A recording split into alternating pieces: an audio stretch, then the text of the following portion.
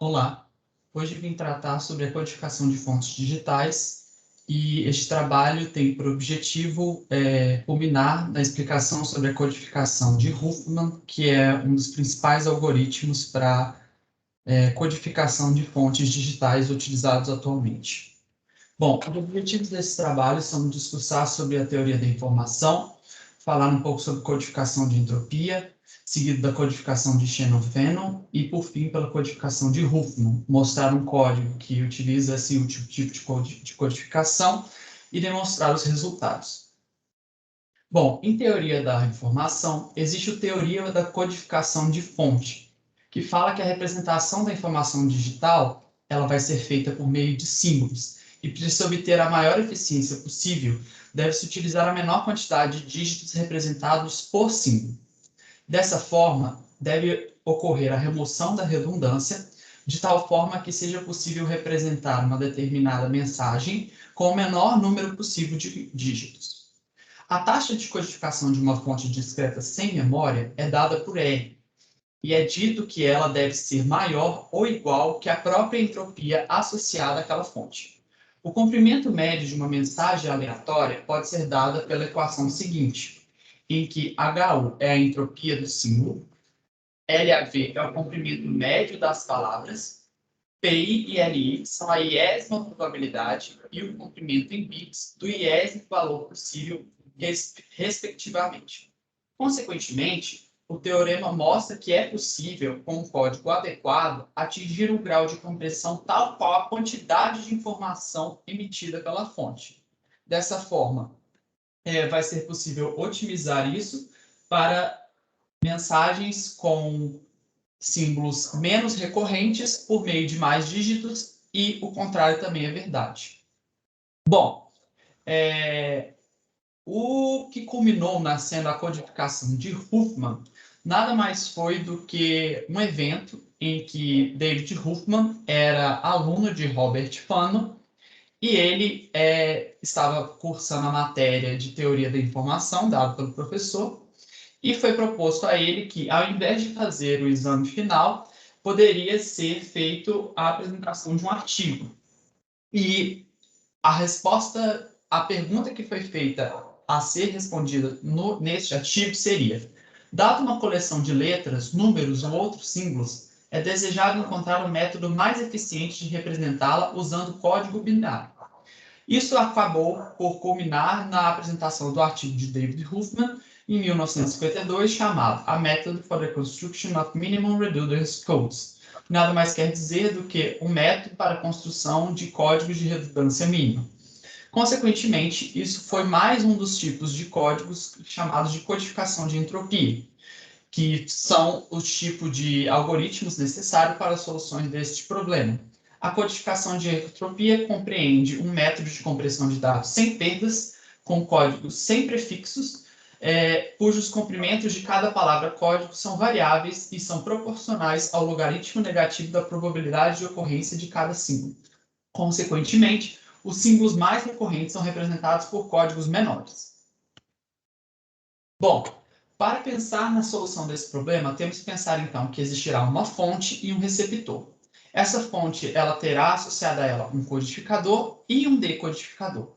A maneira de resolver esse problema é pensar primeiro de uma forma simples.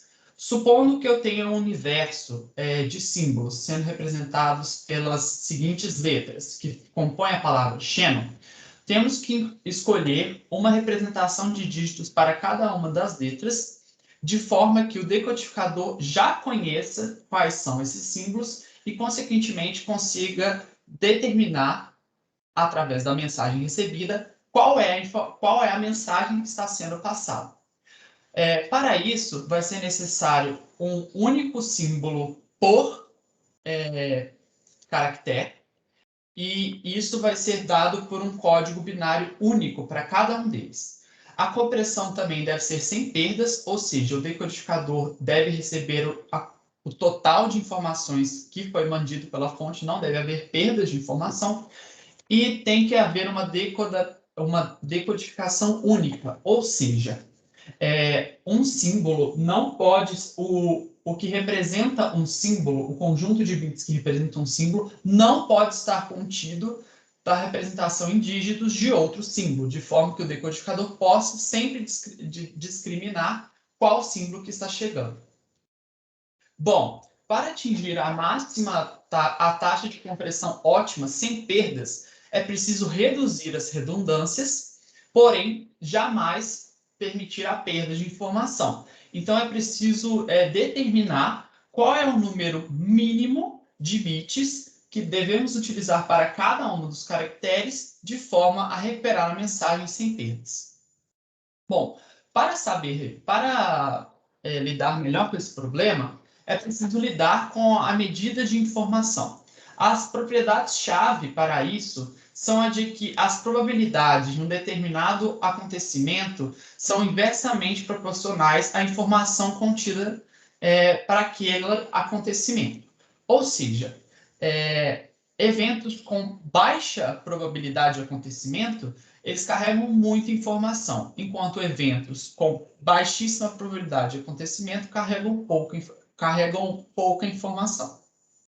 Bom, a informação ela deve ser sempre positiva ou igual a zero, e um evento nunca causa a perda de informação. Também sabemos que, caso a probabilidade de um evento seja 1, a informação associada a ele vai ser zero.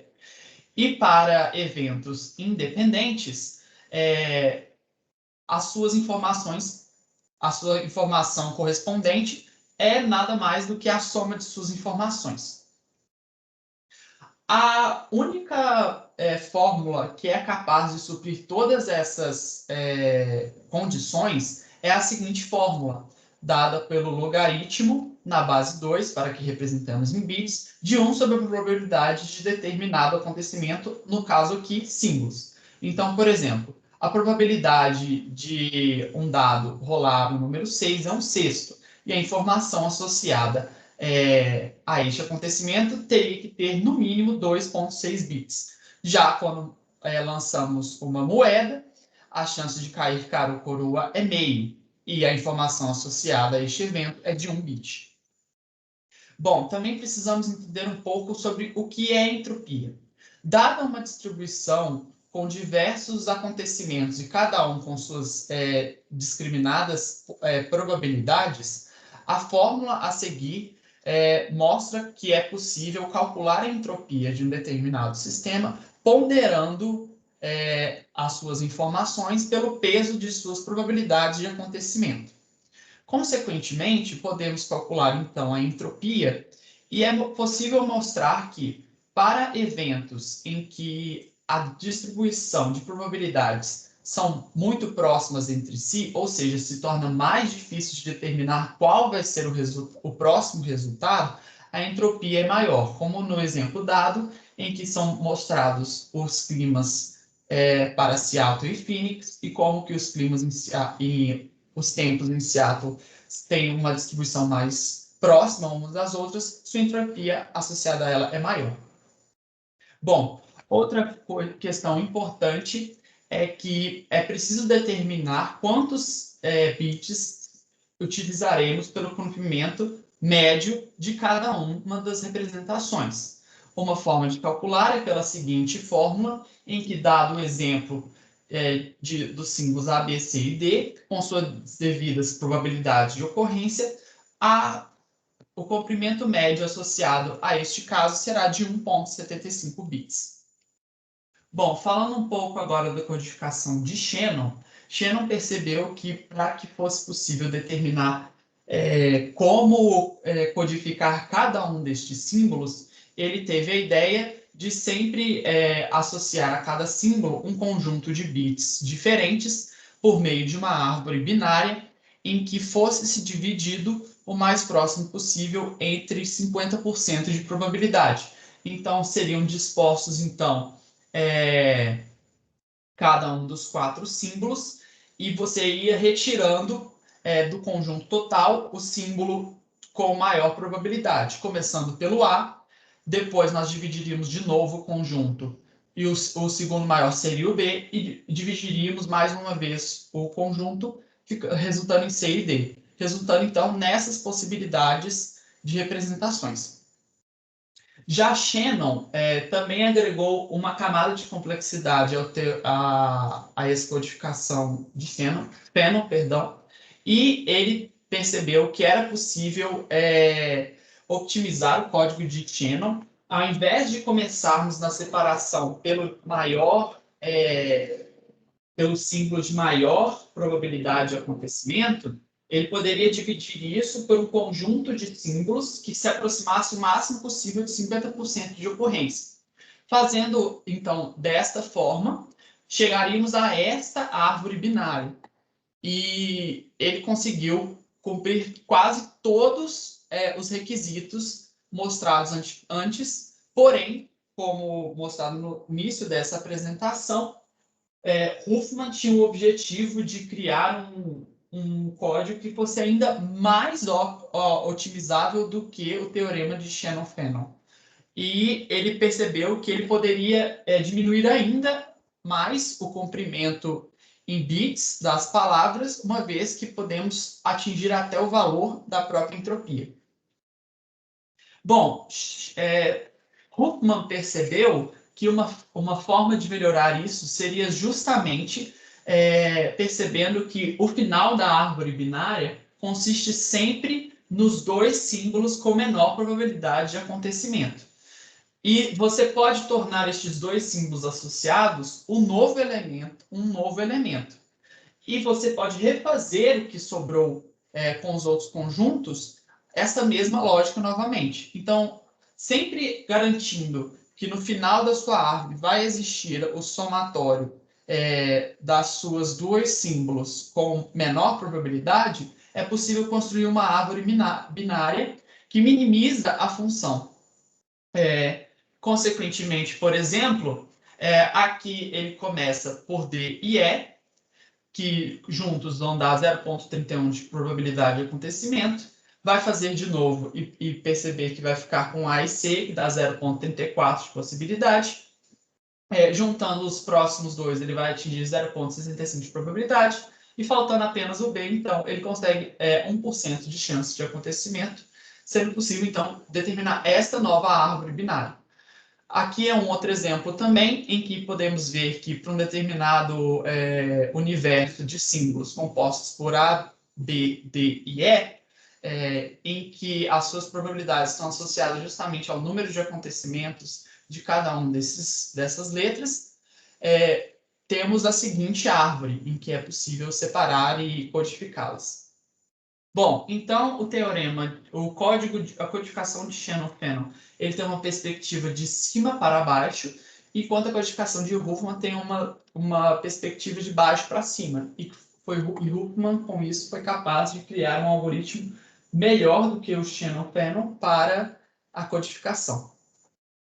Um exemplo que nós podemos dar com isso é, por exemplo, dado que o meu conjunto universo de símbolos tem as mesmas letras, ou melhor, símbolos, que na frase o rato roeu a roupa de rei de Roma, e sabendo também que a probabilidade associada a cada um desses símbolos é justamente o número de ocorrências de cada símbolo na frase, podemos então contar aqui e mostrar a quantidade de símbolos que apareceram na frase. E utilizando, então, o algoritmo de Huffman, podemos construir a árvore binária e, por fim, determinar os códigos associados a cada um deles. Por fim, a mensagem codificada final, como mostrada, discretizada por cor, será a seguinte. Caso fôssemos utilizar caracteres, teríamos que utilizar sempre 8 bits para cada um dos caracteres. Isso mostra o poder de codificação e de compressão que o código de Huffman tem. Bom, indo um pouco agora para o código mostrado, podemos mostrar aqui que foi construído um código que é capaz de desenvolver a codificação de Huffman. Nós vamos escolher a string Caroline, e ela representa o conjunto universo de símbolos que nós podemos representar. sendo eles cada uma dessas 8 letras. Aqui nós podemos escolher a probabilidade, a distribuição de probabilidade para cada um desses símbolos. Aqui, por exemplo, eu coloquei uma probabilidade, uma contagem, né, de que cada um representa 1, 2, 3. Então, por exemplo, eles têm probabilidade crescente de ocorrência.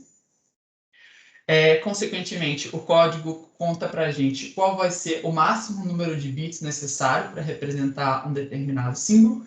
Lembrando que esse símbolo com o maior número de bits necessário vai ser justamente o que vai ter menos ocorrência. Então, muito provavelmente, vai ser o C aqui. Então, associamos então, a cada um dos caracteres uma determinada contagem. A contagem total dá 36. Calculamos, então, a probabilidade para cada um dos caracteres, sendo essas as probabilidades calculadas. Vamos, então, criar a árvore binária, em que nós dividimos todas as possibilidades de combinações de símbolos mostradas a seguir. Aqui estão associadas a cada uma delas suas devidas probabilidades, que nada mais são do que o somatório de suas contagens. O algoritmo, então, vai nos dar qual vai ser a representação em dígitos para cada um destes símbolos. E no final, nós queremos escrever uma determinada palavra. No caso aqui, eu escolhi a palavra Coraline, que é um anagrama para a palavra Caroline, e esta seria a representação final utilizando a codificação de Huffman.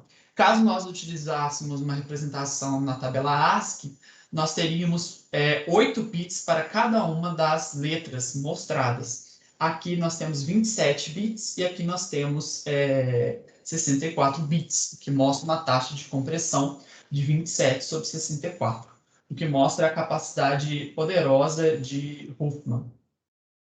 Por fim, nós também podemos mostrar a tabela gerada para esta codificação de Caroline, em que nós podemos seguir e que essa basicamente é o entendimento que o decodificador deve ter na hora de discretizar os conjuntos de dígitos em seus respectivos símbolos. E era isso. Muito obrigado.